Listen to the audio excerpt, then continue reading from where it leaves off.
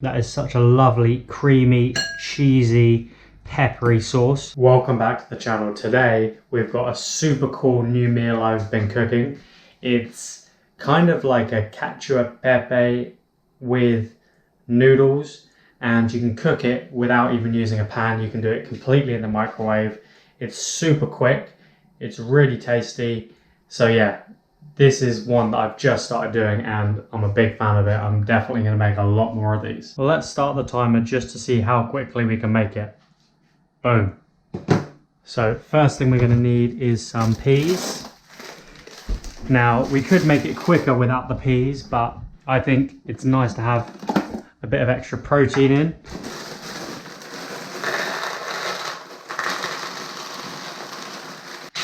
Hey, that's too many.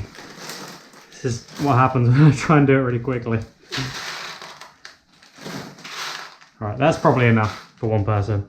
So we'll stick it in this microwavable tub, leave a little gap like that, and just gonna stick it in for a minute and a half. While that's going, put this away and turn on the kettle. It's already boiled recently, so that should speed things up. And grab our bowl and instant noodles.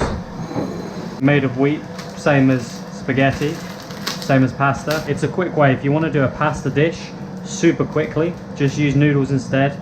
You can save the seasoning. It actually makes a really nice drink. If you just put this in with some hot water, it's like a nice cup of soup. Yeah, it's a nice, I really like that. Anyway, I'm going to save that for later. Let's grab out some of my ingredients to get some olive oil and some salt and pepper. And also we're going to need a little bit of Vita. This is the one which has B12 in as well, which is something that can be quite tricky to get as a vegan. So we'll pour it over the top.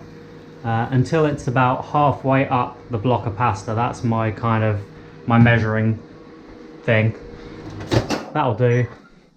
Take this out, stick the lid on to keep the heat in, give it a shake to move the heat around, and we're going to stick this in the microwave for a minute and 30 seconds.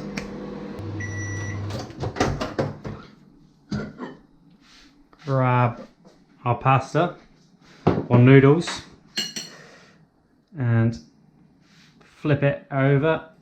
Try and get the underside into the water and just mix it around a bit. I'm going to add a little bit more water because we actually need some water left over at the end.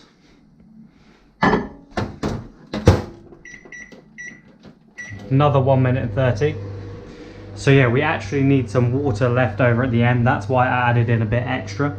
Whenever you cook pasta or noodles, a lot of the starch from them comes out into the water. And with the traditional cacio pepe, what you do is you use the starch in the water mixed in with like some pecorino cheese, and that makes a kind of creamy sauce for it. So here we're doing essentially the same thing, but like a vegan version.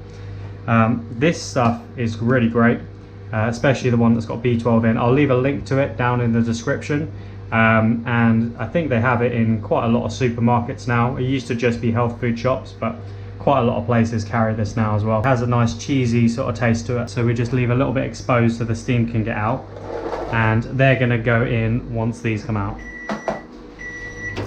Alright,